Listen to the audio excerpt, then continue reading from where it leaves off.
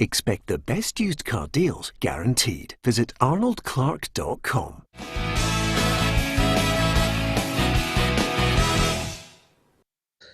Welcome to Peter and Ruffy's Football Show, sponsored by Arnold Clark. It is Friday. We're delighted that you could join us. Don't forget to like, share and follow on Facebook, and you can subscribe to our YouTube channel. It's absolutely free. We'd love you to join the football family. Of course, it's Friday. We should be looking forward to the weekend fixtures, just talking about football. But of course, we live in Scotland, and it's completely and utterly because the Aberdeen debacle has just grown arms and legs. 2 players tested positive. 6 players were with those 2 players in a pub in Aberdeen, and suddenly Darren McManus is wondering what is happening up there. The Dons players are now out of commission. The game was still going ahead according to the SPFL, and that was, of course, until the Scottish Government got involved. Here's a statement that's come out from the Joint Response Group regarding St Johnstone Aberdeen being postponed.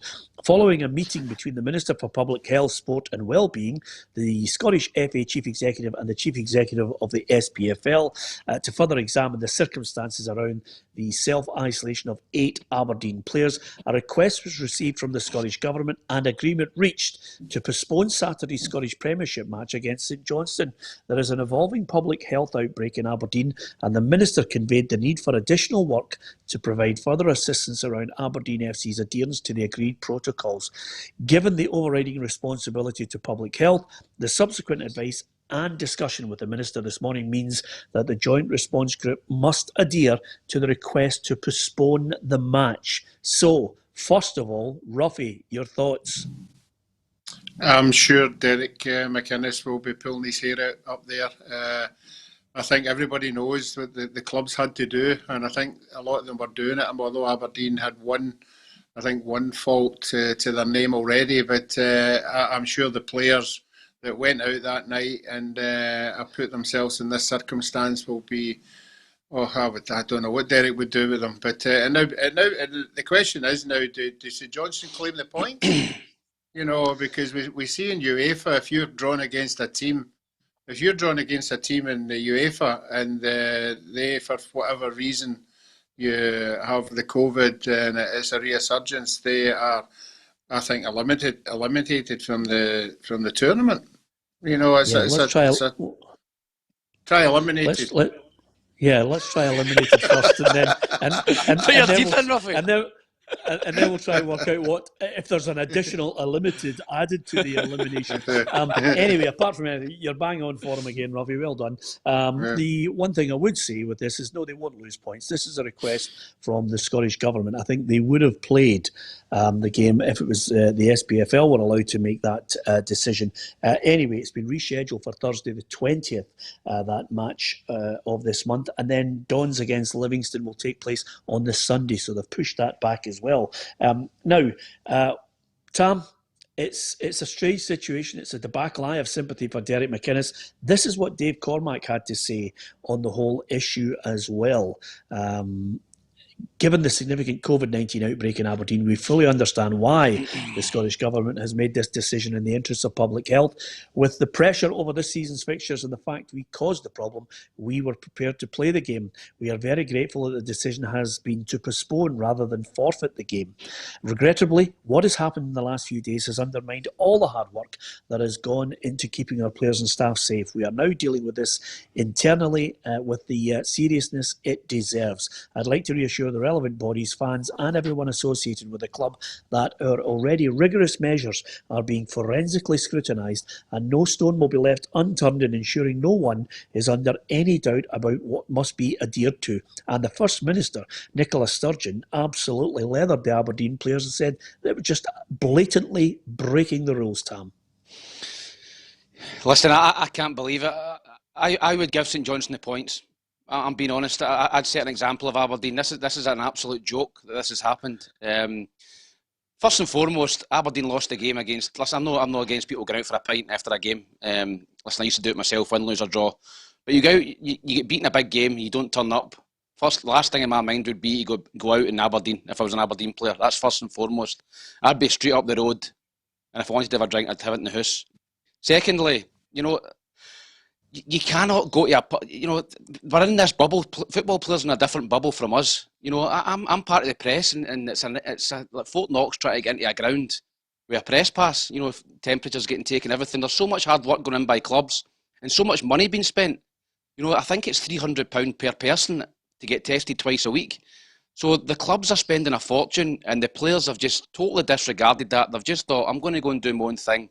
I'm going for a beer into a pub. It's an absolute joke. And for me, Peter, I would give St Johnstone the points. I know the SPFL haven't got the authority to do that, but I don't even think Aberdeen fans would complain about that, giving St Johnstone the points. I think it's so poor on St Johnstone, who have done everything right, done nothing wrong, and they can't play a game because of the stupidity of Aberdeen players. So I'm really angry, and I'm sure Aberdeen fans are angry as well.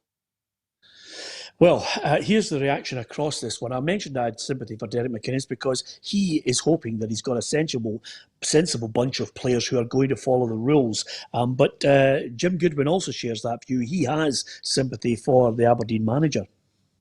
So, I don't think the finger of blame should be pointed at Derek McInnes. I think these players are experienced enough and responsible enough to make better choices. It's as simple as that. And, they brought the whole of the game now. They brought a really difficult situation to us all. For us to get the fans back into the stadiums, we as a group of Premier League clubs need to make sure that we are doing everything we can to make sure that we're sticking to the rules. Yeah, that's Jim Goodwin. Now, over and above that, you've got other managers that are giving us their reaction to it. Of course, Stephen Robinson, the Motherwell boss, I was speaking to him this morning regarding, of course, the rigorous nature of every club, including Motherwell, on testing players. Yeah, I think it's a message from every Scottish football club. I'm being honest. I think, we test up to 2-3 times a week. We're doing more than any other people in society, really, more than the NHS, really. They're getting tested with symptoms. We constantly test, and we've got protocols in place. Unfortunately, we can't control what people really do outside of football. It's people go to restaurants and have coffees and things like that. So, but what we are is on top of it, and if somebody is positive, then we've got the protocols in place to try and handle that. So. Well, that's Stephen Robinson, and then, of course, in reaction to the Aberdeen situation, Neil Lennon has actually cranked up their measures. So it's even tighter now for the Celtic players. We've got to accept that, and they will accept it. And then we'll see how it goes over the next few weeks. The one thing we don't want is for, the shutdown again. Not just in sport, but, culturally, socially. We want people to have some sort of life, but in terms of the players and the staff and myself, we have to be really strict now and knuckle down. Yeah. So Ruffy, what he's saying there basically is, you go to training, you're back to your house. You go to the game, you're back to your house. They have really tightened it, and again, this was off the back of Neil Lennon saying players act responsibly, but we're now really closing it at the parameters of what they can do. Yeah, I think they've got to do that now. I think there's too much responsibility. We've been harping on about we need football back. We need to see some action, and now the responsibility, because we've been pushing it for it to start just now, have to really do everything in the power, and every club has got the responsibility to make sure this doesn't happen, because as we've been hearing, it's been picking up in some places more than others. So I think you're right, and I think Neil Lennon's right. If you're a footballer, that's your code of life. You train, you get tested, you go home, you train, you tested, you go home, until this whole thing is over. Peter. Well, Martin Jor, yeah? Peter, if you want a drink, have a drink in the house. I'm sure all the Aberdeen players have got nice houses up there and big gardens. Go and have a drink in the house and around the garden and have the guys round and watch your football or something. But there's no need for them to go to a boozer. It's an absolute disgrace, to be honest. The biggest problem here, and I think Martin George Miller on Facebook has just highlighted it as well, and it was something that I was going to highlight off the back of this. Martin says almost 200 days without football, and we are in danger of another 200 if we don't treat this responsibly. Now, taking that point and just highlighting the difficulty here, First and foremost, the players have let Aberdeen's manager and the club down and the fans down by their conduct. That's the first thing. But secondary to that, we are walking on a knife edge with regards to football continuing. The First Minister could actually, really cut things down and stop games and close football down again. And that might be, in some people's eyes, scaremongering, but it's not. It's a reality. She's closed down the area of Aberdeen where people can't go in and out. And if football gets to a situation where suddenly we're in lockdown again and there's no football being played, clubs will go to the wall. And that is not blowing it out of proportion. That is the reality of this situation being closely monitored by the Scottish Government. So Martin makes a good point there. And again, that is the overall implication of it. It really is an act of, first of all, stupidity, but again, selfishness. And I think you're right, Tam. They have to look at the situation. Do you need to go out for a pint? Why would you want to go out for a pint after losing to Rangers anyway? And why would you go out in a pub in Aberdeen? I mean, it just beggars belief in this whole situation, because footballers at the moment, because of what we find ourselves in here, Ruffy, in Scotland, have to set an example. They have to take the extreme measures. They've all been put in this bubble. They've all asked the club to pay top dollar to actually get these testing kits in place on a regular basis. And that is why this is really serious. I don't know what the outcome will be. Oh, he's back. But I just missed that last bit, Peter. You just disappeared for a minute. Yeah, you're right. I mean, I'm sure the bosses at Aberdeen will be particularly upset about it, as Tam's already touched on there. The money that they must have outlaid to make sure this didn't happen must be a large amount of money, considering the amount of money that the clubs have been losing with no football. So, yeah, I think that this will be an internal thing with the players up there. I don't know what the consequences will be, but I think they'll be told right up front, that this is just can't happen again. And I'm sure every player now at every club will be given an extra warning that this is something we don't want to see happen. Yeah, over and above that, Tam, I think we're becoming a laughing stock. I mean, if you look at the last 4 months, I can't even say this is the icing on the cake and the cherry on top, because you don't know what other madness is about to unfold in the hour game. Yeah, Peter, it's just one thing after the other. It made me really angry when I seen that, because there's so much at stake. There's people's livelihoods at stake. People in the office, football in general. As you mentioned earlier, Peter, clubs could go to the wall. If we shut down again, clubs will go bust. They'll go out. They'll be extinct. All for selfishness. All for going for a pint when you're not supposed to. The players, the staff are living in a bubble. They've got to live in that bubble. They're getting well paid. And I'm sure if they want a beer, they can have it in the house. Everybody's got these beer machines now. Go and buy one of them and pour yourself a pint in the house. You don't need to go to a pub. You don't need to risk it. You don't need to risk. And people's health, first as well. People's health. You could give it to somebody and pass it on, maybe at your club. So it's really, really selfish, and it made me angry. And I just hope now that nothing else happens. I think this is really serious, and I think everybody will take it on board that this can't happen again, because the clubs are working so hard. They're spending a lot of money to keep the game going and to try and get fans back in. And if we get another outbreak, as you said, Nicola Sturgeon will shut everything down again, and then I don't know where we'll be. Mark Muldoon says players should be banned if they don't follow the rules. It isn't just football they're jeopardising, it's other people's lives that they are in contact with. And Mark, I think you make a very, very good point with regards to the implications of this. I don't think they've really grasped the enormity of what has happened here. And over and above that, there's nowhere you can put the fixtures, Ruffy. We're now pushing into areas where there's a Thursday game and a Sunday game. Aberdeen have got other games coming up. They've got the Celtic game coming up as well. I mean, what happens there? And some people are saying, well, wait a minute, they'll be playing Celtic with 8 players that are top team players, so they might even play with a weaker side, unless, of course, somewhere along the line after the testing, the government decide, no, these next 2 games after this St Johnstone match are out of bounds as well. Suddenly you've got a fixture backlog and they won't be able to fit them in.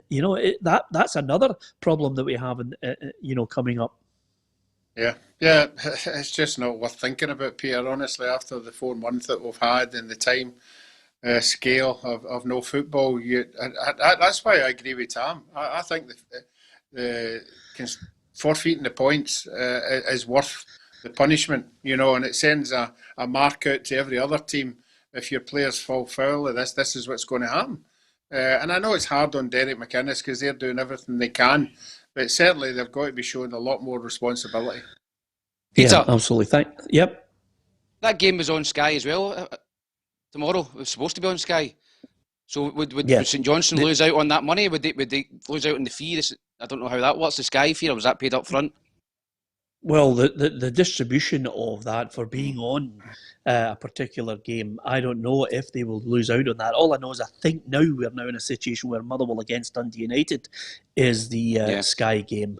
So that's the switch there. Again, distribution of money. We're 2 weeks. We're going to be 2 weeks into the season, and you're sitting saying to yourself, well, how do we divvy up this money now on a new deal? I mean, honestly, not only I've talked about the implications for Scottish football. We're talking about we're just 2 weeks into a new Sky deal. They still don't have a sponsor for the Scottish Premiership. I mean, who in their right mind would come and sponsor this league right now? It's just one farce after another. That's the other bigger problem we've got. Trying to bring more money in, and people must be looking and thinking, why would I attach myself to this? So there's lots of questions. Thanks to countless people who've mentioned it. Neil Jameson says St Johnstone should be given the points, and I don't think too many people are arguing with you. Alan Redmond says doctors and nurses are just shaking their heads in disbelief. You're probably right there. And of course, Gerard Corrigan, a little harsh, Gerard, I have to say, he says put Aberdeen down and bring Inverness up, who finished second in the Championship. Or they could bring back Hearts. Oh, they could. Oh, there he is. Let's not start. And Budge's lapdog there, and you come, Peter. Fantastic, Tom. Anyway, I did say that at one of the press conferences today with much hilarity, but nevertheless, it's probably the only time we get to laugh about it. If you don't have dark humour for Scottish football, where would you be? I mean, it's completely crazy.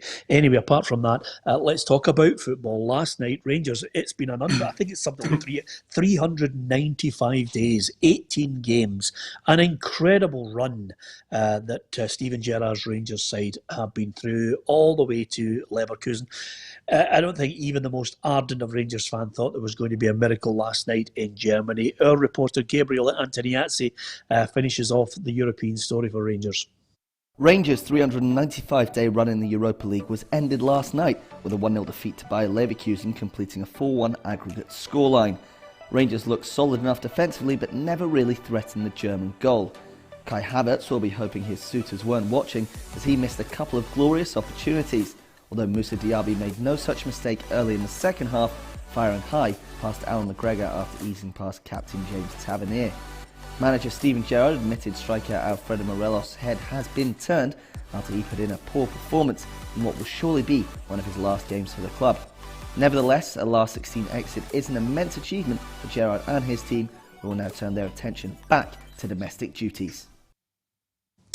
Okay, so Rangers are out. I think they can hold their head up high with the performances all the way through to the match against Leverkusen.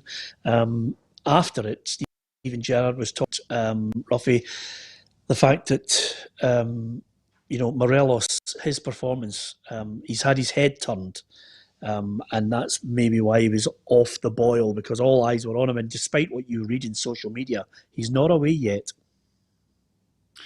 No, I thought the way we were going down the road was that it wasn't affecting him. He was totally focused and playing for Rangers, and he was just going to get on with it, and that doesn't seem to be the case. But I think we all knew right from last January there that this was on the cards, and this was going to hit ahead at some stage, And I keep going back to this thing that him and his agent have negotiated with the other team. I find that extremely hard to believe. And why wouldn't your head be turned if that's the case? He knows what's on the table. He knows what's there if the transfer goes through. And every footballer's different. You know, footballers can handle it differently. People can. I would be saying, look, this is what I've got on the table. This is what I've got to look forward to. I'm going to put in a shift. I'm going to make sure they're going to get the player that they think they're going to pay for. But to go the opposite way just doesn't sit with me. It just shows a lack of respect for your teammates and the team that's paying you the money just now. Well, Ruffy, I thought he was poor last night, and I treat with a pinch of salt Steven Gerrard's claim that his head has been turned, because let me explain to you how his head has been turned. Rangers have been trying to punt him. Morelos' head's been turned to see where he's going, and Morelos' agent has been trying to work his ticket forever and a day. So if Rangers get money for him, and above 10 million, they should be just rubbing their hands, because the longer he plays with the attitude he has at the moment, the more the figure will go down in the transfer window. The quicker they get him out that door and get people there who want to play for Rangers, who want to fight for the jersey, the better. If they maintain this and they don't get him out, we are good watching a sulking player who doesn't look fit and certainly doesn't look interested, Tam. No, he was poor last night, and I think that was the first time really I've seen him that he's really down tools. Listen, the whole Rangers team, you know, that Leverkusen were far better on the night.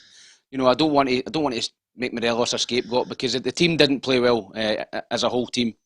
But Morelos' attitude at times was poor. Usually he's busy. You know, he's up against centre halves. He's a handful. You know, and he plays on the edge. You know, he plays on the edge of bookings and, you know, getting involved with people, but that's his game, and that's what makes him such a good player. But I seen nothing of that last night, Peter. It was lifeless. I think he is. I think he's on his way.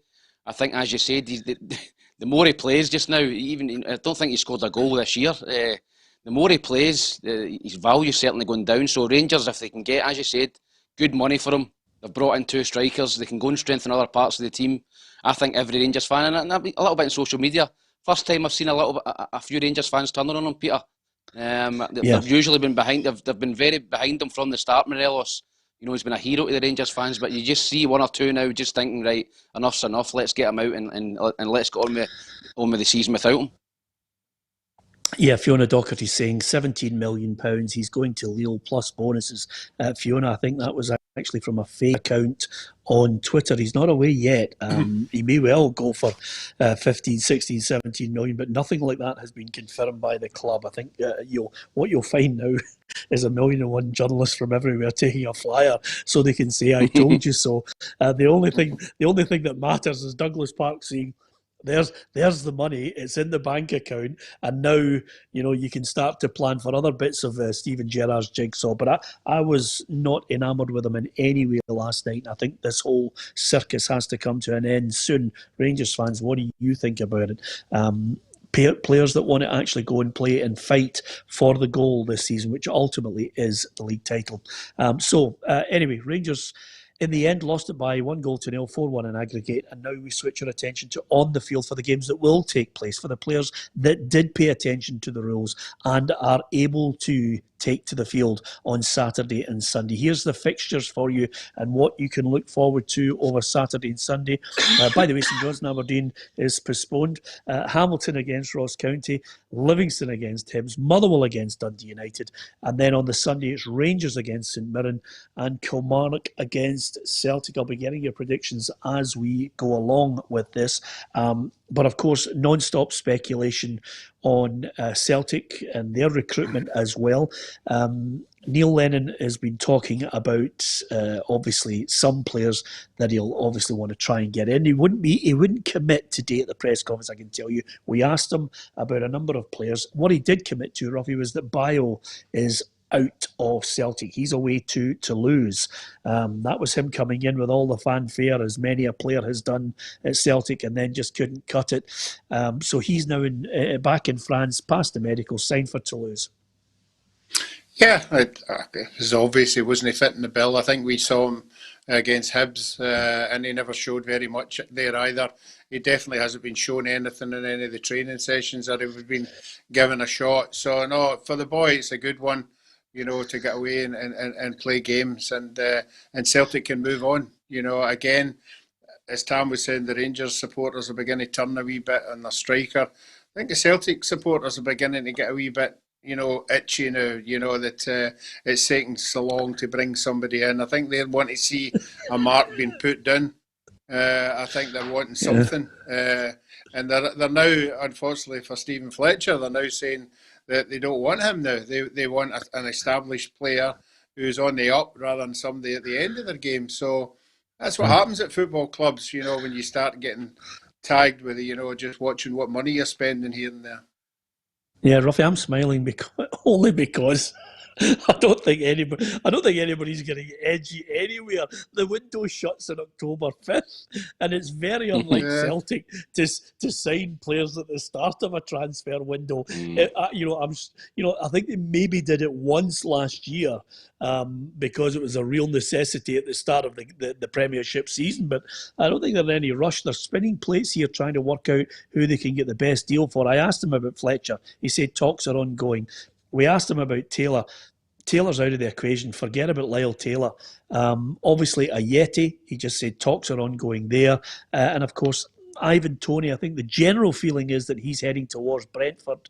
But the one thing about Celtic with regards to strikers and a centre-half, Tam, is Neil Lennon watching the chief executive. They'll know exactly what the game plan is here.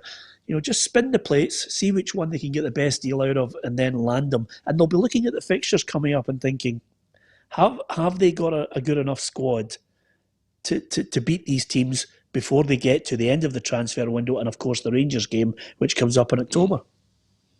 Yeah, they should have enough, Peter. But listen, I agree a little bit with Ruffy. I think there is a section of Celtic fans who are a little bit concerned who they've not really brought in a striker yet, because they've been linked, seem to have been linked with Stephen Fletcher for a couple of weeks. They've been linked with Toney for months. Ajeti obviously as well. I think the agent at West Ham's end is holding that up. So I think there is maybe a little bit of concern with the Celtic supporters, particularly when Rangers bring in two for 7-8 million good players. So I think Celtic need to go and buy a striker. Listen, I've said it for a couple of weeks now. Stephen Fletcher is sitting there. He's free. He's available. Listen, I know Peter Lawwell's a hard negotiator, so it could be that Stephen Fletcher has to blink first, because talks are ongoing between the two of them, but it's down to who's going to blink first and take less money.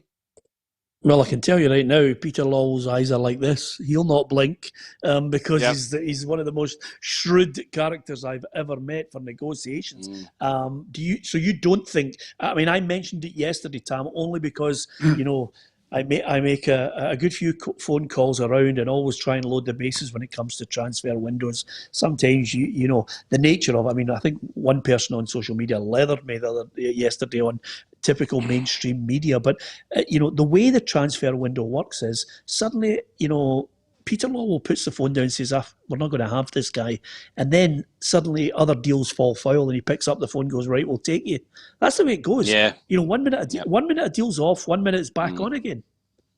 Yep, that's the way it works. Listen, I'm sure that Celtic have got a list of players who they're looking to bring in. Fletcher's certainly high in the list, but it depends. It's all going to depend on money.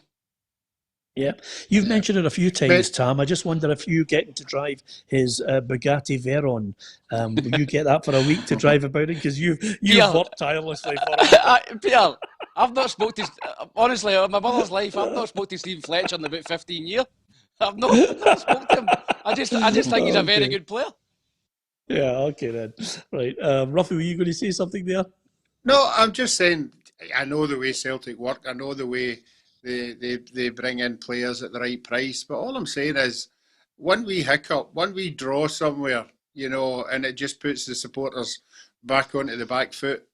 Drop a point somewhere, and then the questions will start be asking, why pushing it? Why are we not getting players in? That's all I'm saying. As long as you keep winning games, nobody will bother, because they know eventually quality will be coming in. Now, if you go somewhere and get a 1-each draw, and Rangers go 2 points clear or whatever, then questions start to get asked of why you're dragging your heels. That's the way. Ruffy. That's the way supporters are. We might not be like that, but supporters will be like that. I was just about to say to you, get a grip of your head, will you, man? I mean, at the end of the day, if you look back over, the years of the games that are being played, this is the most important game ever. If they lose this, the amount of pundits I've heard said, if they lose this, the league's over. or if one team wins this, then that's it. If they win the Old Firm game, I think last year we had whoever wins all 4 Old Firm games wins the league. I mean, you need to get a grip on what's happening here. This is early in the season. There are twists and turns. There are questions. They could sign Stephen Fletcher and his legs might have gone. He might not be up good enough for it. They could sign the boy Ayeti and he hasn't got a clue. The boy Cedric Itten might just be a big giant cat horse and he doesn't cut it. And that's the nature of it, because you only have to look at some of the signings for all the clubs in the Premiership. Some players every look signing's as a if they're gamble, going to be great. It's a gamble, absolutely. Yeah. Look at Aberdeen. They signed Curtis Main, thought they were getting the Curtis Main that was, ripping it up at Motherwell. He's a shadow of it. Greg Stewart's a shadow of the player that was ripping it up at Kilmarnock. These are all gambles at £4 and £5 million. And suddenly, for every Odsonne Edouard, there's 30 people in the background who've all been shipped out. For every Odsonne Edouard, there's a Mo Bangura. It's as simple as that in the transfer window. Remember him, Tam? Super Mo. Yeah. But all I'm saying, Peter, is lack of signings, not who you sign. I'm just saying lack of signings when things go a wee bit pear-shaped. I'm not saying they're going to go pear-shaped, but if they were to, that's when fans kick in and start questioning signing policy and everything. That's what I'm saying. Yeah, I'm not talking about players coming in. Yeah, well, Ronnie Porter and Gerard McMahon and Fiona Docherty and Gary Smith and Una Brennan, lots of people are commenting, and I think we've got a generally sensible amount of people who come on here on Facebook and YouTube, and they get what it's all about as far as football is concerned. Too long in the tooth when you see the season. Even Ross Fulton says Curtis Main ripped up nothing at Motherwell. Behave, Peter. I thought he was a decent player at Motherwell, and then again, there's somebody saying to me, he wasn't as good as I thought he was, but he certainly got a move off the back of what he was doing at Motherwell at the time. To be fair, if you can cut me some slack, Ross. Over and above that, just talking about, we'll hear from the Motherwell manager Stephen Robinson shortly as well. But I was going to say to you, Tam, I was out there at Motherwell today and I was looking, there's obviously you kind of a look around and it's eerie because there's lots of banners and then there's lots of cardboard cutouts of people. And I was in there today, Tam, and I just saw somebody that was really irritating me in one of the photographs. And I thought, I don't like that photograph. I think I'll get to grips with that, and just strangle it. I didn't like it, Ruffy. See when you spot some loudmouths in the crowd, you've always wanted to do that, Ruffy, haven't you? He never looks like that when he comes on our show. No, absolutely no, not. He's posed for that. Absolutely. It looks as if he's been dragged through a hedge backwards when he's on our show. Anyway, apart from anything else, I thought it was funny when I spotted his card there, looking all resplendent in and it's almost certainly, Tam, a Motherwell 1991 shirt. Yes. I mean, it's a Stonewall shirt. It's not as if he doesn't mention that every 2 minutes, is it? Yeah, absolutely. The greatest day of his life, apart from his daughter getting born. Yes, well, I would suggest his daughter's there.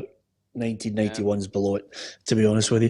Lots of things that I think lots of people talking about it. Kenny Whitson says still 8 weeks to sign players. The longer it goes on, you're going to get decent players at better prices. That's the flip way to look at it, to be perfectly honest with you. Some people say the longer it goes on, the more desperate you become because the market is suddenly left with players that nobody else wants. It depends on what you think about it. Anyway, thanks to Niall for a comment on me and Tam in that picture. We always like to comment on the managers, your favourite team, anything you want to put to the panel, by all means do so. From Killie against Celtic, which is on the Sunday, Rangers take on St Mirren on the Sunday as well. So there's 2 games on the Sunday to look forward to. Should have been 4 on the Saturday, but there's now only 3. Other things I want to talk about, Ruffy, give us your thoughts on £2,500 fine to Thistle and Hearts. It's finally over. Yeah, I'm glad the both clubs came out and said, right, give us a fine and let's move on. I think must have been delighted with the fine, Ruffy. Well, must have been delighted with that fine. I mean, it just shows you some of the rubbish. That was some of the rubbish that was getting thrown out, chipped out the league, banned for life. It's Millions. a load of baloney, absolute baloney. Yeah. Millions.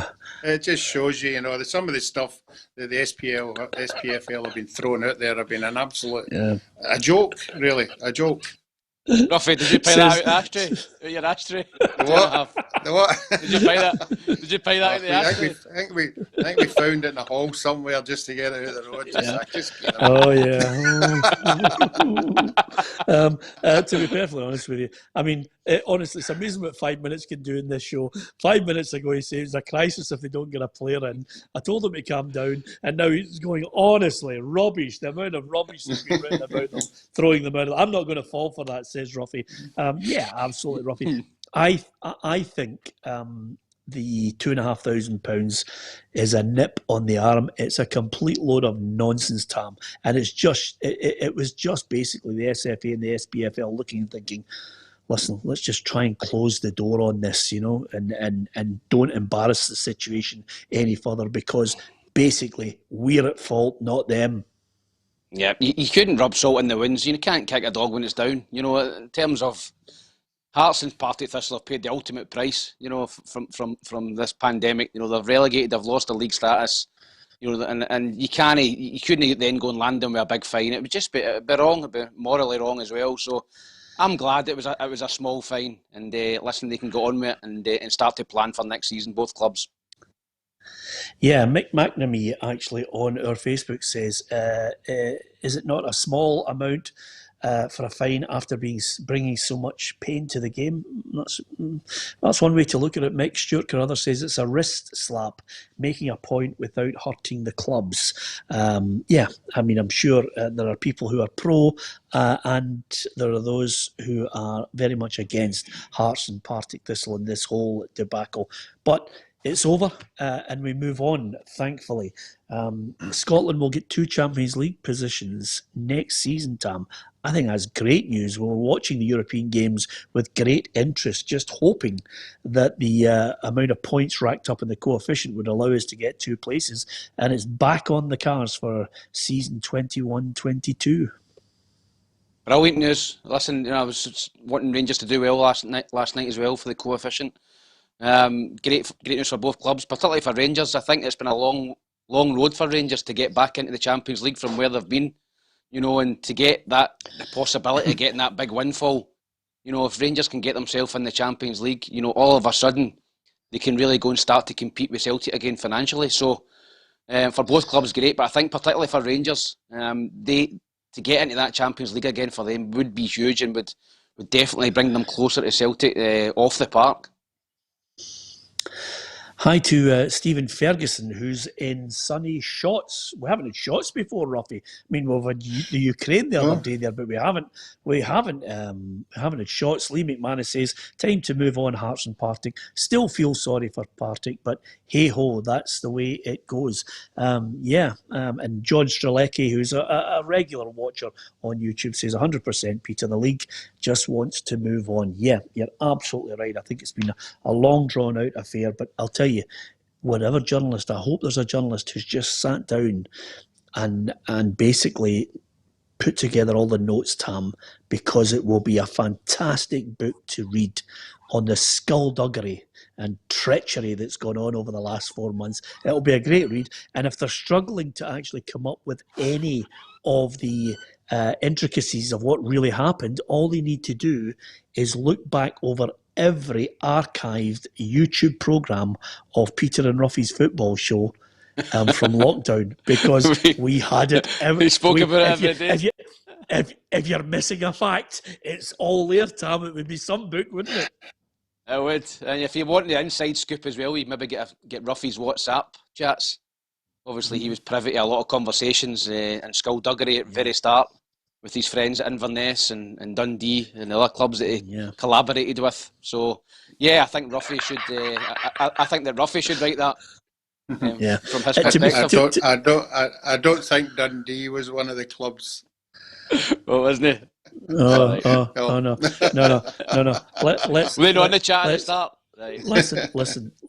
let's not be letting Ruffy write anything. We want to deal with the facts on this. Ruffy's well capable of rewriting history on a daily basis on this, but there's no doubt about it, Tam. If we're looking for people who all had numbers underneath their chin and a photograph taken as if they were just going to a cell, Ruffy and his mob at Partick Thistle would be there in the 4 months of the debacle. Yeah, let's not forget about that. We leathered them at the time, Tam.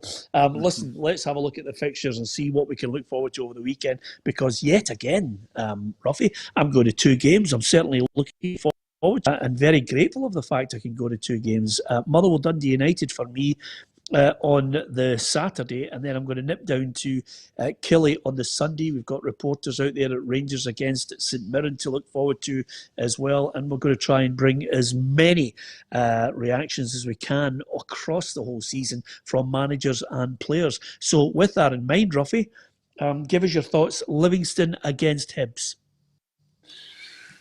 Well, we all know about Livingston at home. We all keep hearing they're a very difficult team to beat. I think they've lost a few players. I think the wee boy Lawless leaving is a big, big miss for them.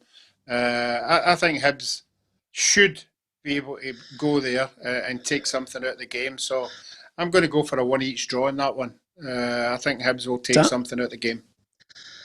Okay, so Hibs to take a point, exactly the same as Livingston. Okay, and of course Ruffy can be blasé, Tam, because he's out in front at the moment. I've gone for Hibs to defeat Livingston by 2-1. Listen, first and foremost, I'll just repeat what you said there. It's a real privilege for us to get to the games, Peter. We're very lucky. A lot of people would give their right arm to go to a game now, so I feel very privileged that I'll be at the Tony Macaroni Stadium on Saturday for Hibs TV. But for me, Hibs have got a lot going forward. I thought they were very solid at the back last week against Kilmarnock. I thought they rode their luck at times. They'll need to stop crosses coming in from both flanks, because if Livingston put the same amount of crosses in as Kilmarnock done last Saturday, then Lyndon Dykes will get a couple of goals. There's no doubt about it. If Kilmarnock had a Lyndon Dykes last week, they'd have scored 2 or 3 goals, in my opinion. Never had a real dominant striker. So I think Hibs have got plenty going forward. I think they'll just edge it. I'll go for 1-0 to Hibs. 1-0 to Hibs. And of course, good to know, Ruffy, that McManus has taken a leaf out of Cowan's book. It's the Tony Macaroni Stadium, and I'll be on Hibs TV. It's like a self-promotion society on here, isn't it? I'll be here, I'll be there, I'll be drinking this, I'll be eating this. Anyway, right, we've got the call on the Motherwell against Dundee United. Ruffy, I'm going for a 2-2 on this one. No, I'm going to go for Motherwell to win this one. As I said to you at the beginning, wasn't impressed with Dundee United's signings. You know, I think to go 1 up last week and get with them going down to 10 men and not dominate the game after that, I still think they've got a wee bit to learn. So I'm going to go Motherwell to win this one 3-1. Tam? I'm going to agree with you, Peter. I'm going to go with you. I'm going to go for the Desmond. I'll go for 2-2. Okay, Gary McGurn says, hi from sunny Kirkcaldy. Yeah, we've had Kirkcaldy before, but great to have you with us, Gary. Ben Fisher as well, and also Robert Grieve, Niall Kane, lots of people. 2-1 Motherwell. Think Motherwell will bounce back, lads, says Niall Kane. Well, I certainly actually had a chat with Stephen Robinson today and asked him, Ruffy, if he was going to take Liam Donnelly off the penalties, because I said to him, and you'll never believe this, I said to Stephen Robinson, listen, are you going to tell Liam Donnelly that only Socrates can take 2 steps back and then hit a ridiculous penalty? run up? And Robinson said to me, "This is a fashion statement. My hair with the grey bits. I don't know who Socrates is." And I thought, no, you're ripping the back. Ruffy's ripping the back end out of it, isn't he? Yeah, he's kidding yourself. I think everybody knows who Socrates is. Fantastic player. Yeah. Did you play against him, Ruffy? I think just the twice. All right. No mention that. Exactly. 2 defeats of the twice. Yeah. One goal. One goal. Yeah. Did he score 1 against you? I think he scored 1 that night in Seville. Yeah. Aye. I think he scored with a shot off the bottom, off the post. No. No, that was First one Falcao. was He's only seen it off the kick. post. He had no chance. No, made that up. Ruffy, Yeah, you're right. Ruffy, No, you're right. You're right. Zico. No, who scored the header then? I Header think for that corner. was it not Serginho or No. It wasn't your man. It wasn't Socrates, I don't think. I'll take your word for it. I wasn't there. No, you weren't at your near post. You're absolutely right, Ruffy. you were not at your near post where you should have been. Anyway, apart from anything else, Liam Donnelly, if he takes 2 steps back, I'm going to have a word with him, Tam. I mean, come on. There are certain players that just can't do that. You have to take a run up. You do it. Peter, see when he's lining up to take the penalty kick. I'm sitting watching it going, what's he doing now? He's going to miss this. You know, you've got to give yourself a bit of momentum and get some power in or place it. And you look like a fool. He's a good player, Donnelly, as well. He done really well for Motherwell last season, but that was a poor penalty. Plus, I had him in my fantasy team, which was an absolute blow as well. Yeah, absolutely. Listen, they created chances, they dominated, but they just lost out to Ross County. I think there's going to be goals. I'm really looking forward to seeing Dundee United. So we'll see how that all pans out. Ruffy, Hamilton against Ross County. I'm going for the Ackies to win 2-1. Yeah. So I know Ruffy's going for. He never backs Ross County. What is it about Ross County, Ruffy? I know. What is it? Something against him. What is it about Ross County? He never got after I think I got there last year or something. Something's happened. No, yeah. First of all, when you playing against them, it's a fair jaunt up there, and it's an even longer jaunt back down. There's one, okay? The crowd support away from home is ridiculous. And some of the decisions during this pandemic were bang out order. I like Roy McCormick. Roy, what's his name? McGregor. McGregor. Yeah. So to cut to the chase, I'm going for Hamilton to win 2-0. Yeah, I have to say this. You really are a moron of the highest order. Honestly, you don't even know who the chairman is. I knew it was Mark because of where they of where they are on the map. I have to tell you, I'm sorry. If you ever go up to Dingwall, and in that surrounding area, it is a fantastic weekend out. I have to say, Ronnie Porter says Ross County to win, and Mick McNamee says, "Is that Ruffy falling off the fence?" Your abs falling off it. He's just smashed it with a claw. I like him. Absolutely. Tam, what do you think? Well, I'm going to go against you. I'm going to go for Ross County to win 2-1. I was quite impressed with them against Motherwell. Big boy Ross Stewart up front was excellent. They were solid at the back. Young left back was good. Good shape about them. Worked hard. Got a goal threat. Billy Mackay as well. So I'll go for Ross County to win 2-1. Okay, Gerard Corrigan says, Peter, can you tell Tam to behave? 1-0 for the Hibs. Come on, he says 3-0 to the Hibs. So there you are. Lots of people have different things. Now, I'm going to look at this. Yes, John Donald says to the Barber for that game for Ross County. I said it, Hamilton 2-1. Yeah, is that you writing it down just to make sure? Yeah, but keeps my interest going. Yeah, of course it does. Yeah. Hamilton to win 2-1. William Webb says Ackies 1-0, Motherwell 2-0, Killy 1-1, and Rangers 3-1, he says, and Hibs 1-0. Listen, the good thing about it is it's all about opinions, and that brings me to the Rangers game. I think Rangers have got enough to dispatch 2 past St Mirren. I'm going 2-0, even though I think Jim Goodwin's doing a great job with that back line, Tam. I still think Rangers will win 2-0. Yeah, Rangers will be too strong. As I said to you a couple of weeks ago, I think St Mirren will be good this year. Clean sheet to start off the season last week. Difficult to break down, but Rangers have got too much quality going forward. I think they'll maybe play the two new boys as well, or maybe one of them. So there'll be a buzz about the players, and I think Rangers will win 3-0. Yeah, I thought you were going to say there'll be a buzz about the place, and I was going to say, no, there won't. There's nobody there. No fans. I know. Exactly. Ruffy, what are you going for? Yeah, I've been impressed with St Mirren as well, but I would have went for 3-0 if there was 50,000 Rangers supporters in that stadium. I think it's going to be an eerie situation, so I'm going to go 2-0.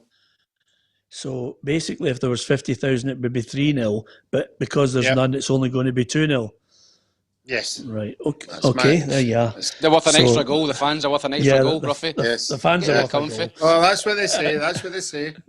Yeah. 12, just one. Errol Campbell says 5-0 to St Mirren. So as you can see, Errol is out on the far side of unhinged, to be fair, and he doesn't support Rangers. I just mention these because some of the patter that comes up is actually quite good. Shawnee Lang says, "Big McCormack up at Dingwall, Ruffy, you're a legend." To be perfectly honest with you, so I mean, this is what it's all about. Everybody, some people like you for it, Ruffy. Some people don't. He must be a Partick Thistle supporter up there for the weekend. Yeah, he can't be a Ross County supporter. No, absolutely. Kilmarnock Celtic 3. I've gone for 3-1 in this one because I was impressed with Killie last week, but I think Celtic will have too much for them. Tam? Oh, I was impressed with Kilmarnock last week. I was at the game as well, like yourself. I think Celtic will win the game, but only just. I think Kilmarnock have got a goal in them. I think Celtic 2-1. Ruffy? Yep, I'm going to go Celtic. Goal the first half, goal the second half, 2-0. Okay, listen, give us your predictions as well.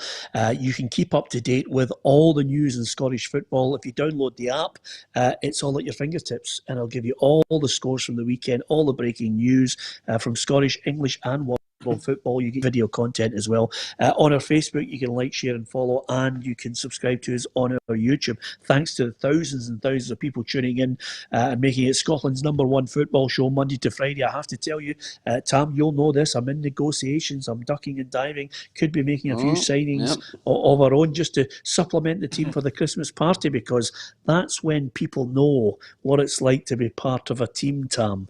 When you get the parties and everybody builds the team spirit. Obviously, we're hoping that by that time Nicola allows everybody out, and we don't need to. We don't. We'll be back locked in, Mirren. Oh God, I'm praying that happens. Anyway, apart from anything else, I wonder what you guys are going to do tonight, because there's the small matter of Champions League football to look forward to on this Friday night, and our reporter Gabriel Antoniazzi gives us a wee sneak preview.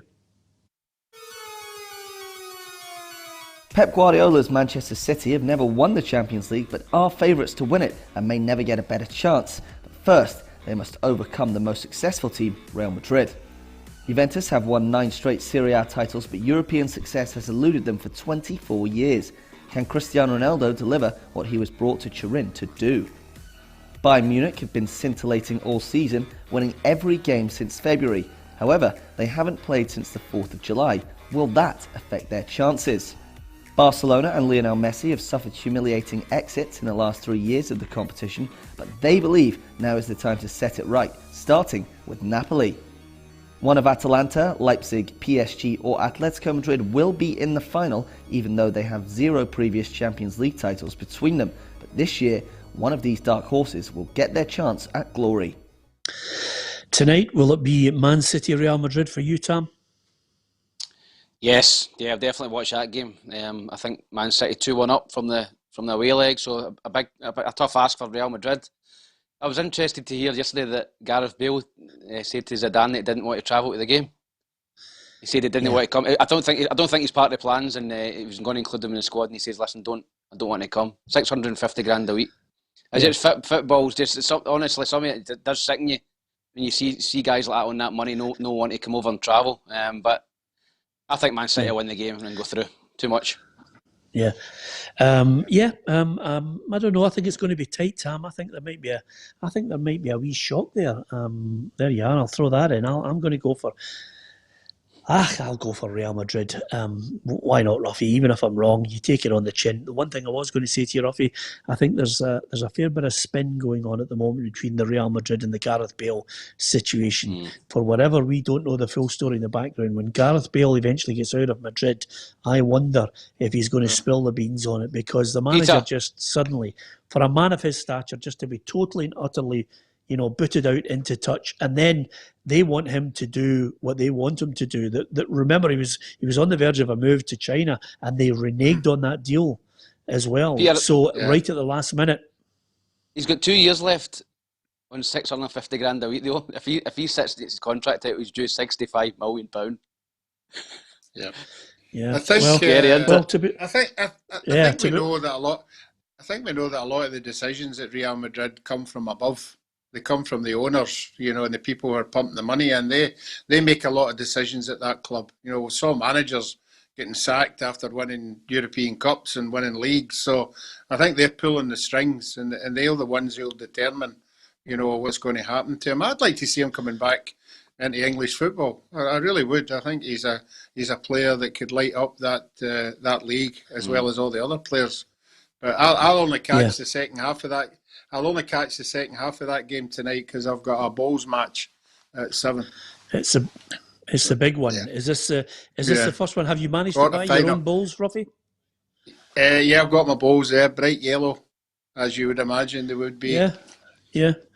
Did you just say to me there you were in the quarterfinals? Yes. Did you get a bye? No, there's only 8 members. Right, okay. I was thinking that. I honestly thought to myself, he's only just bought the balls. There's no danger he's into the quarterfinals.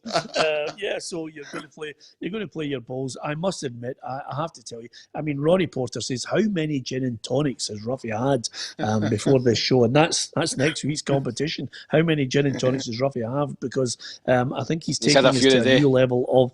He must have had about 7. To settle the nerves of the balls, lunacy. Yeah. Is Maggie playing with you, or is it a solo game?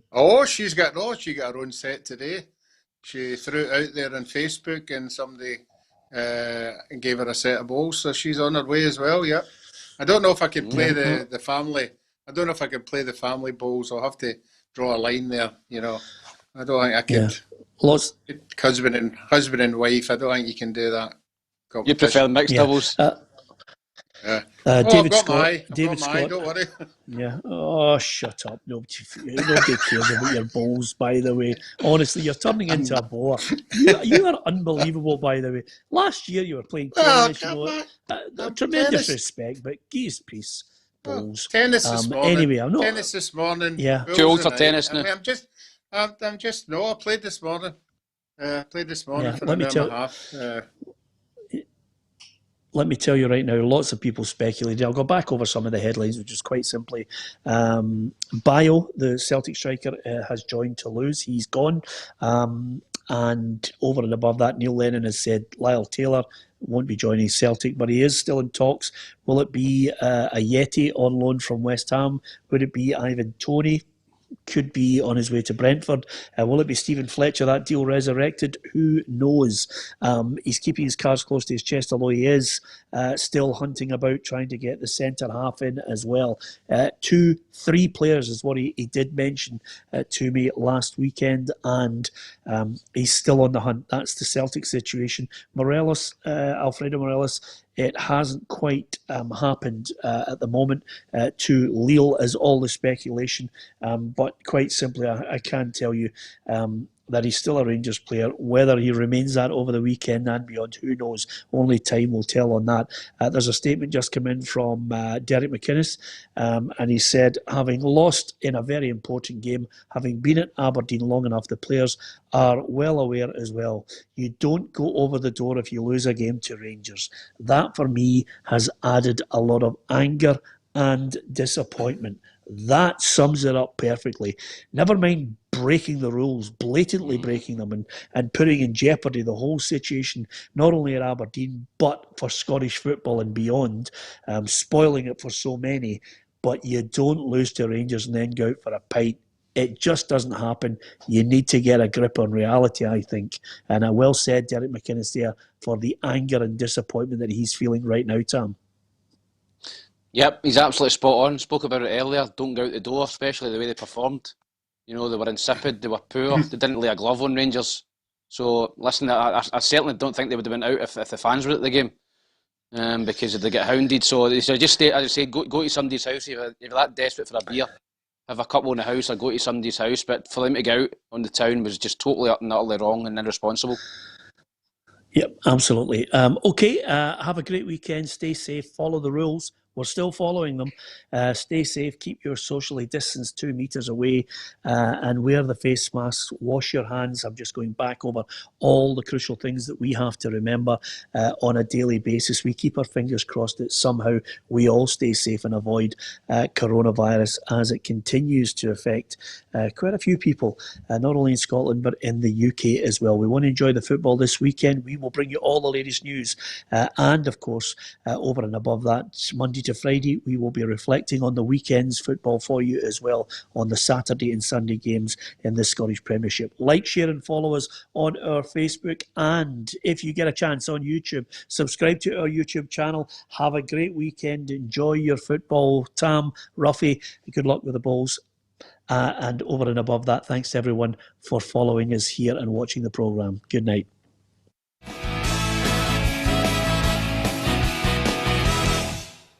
Expect the best used car deals guaranteed. Visit arnoldclark.com.